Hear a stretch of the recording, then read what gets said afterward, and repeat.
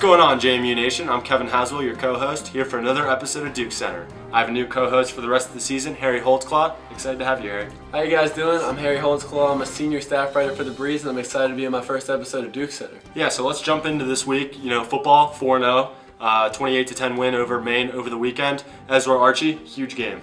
Absolutely incredible game from the freshman. He had 8 catches for 90 yards and a touchdown in front of a sellout crowd on Family Weekend. Yeah, the CAA announced today that he was the CAA Rookie of the Week this week for his big performance against Maine.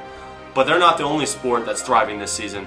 JMU women's soccer improved to 7-4 this week, opening up CAA play going 2-0 against Elon and William & Mary.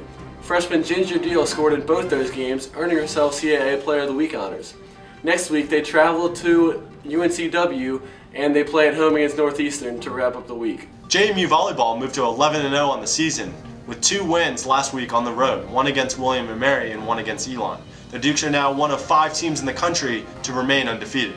The Dukes will return home next week to play UNCW on Friday and College of Charleston on Sunday.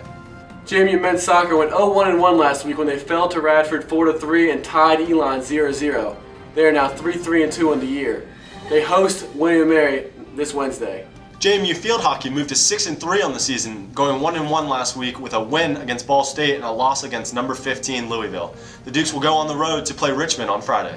Well, that wraps up this week's episode of DukesCenter. But before we go, the Dukes go on the road to play Delaware on Saturday. Harry, who you got? I've got the Dukes rolling to 5-0, beating the Blue Hens 34-6. I got the Dukes winning as well, 35-13. Thanks for joining us.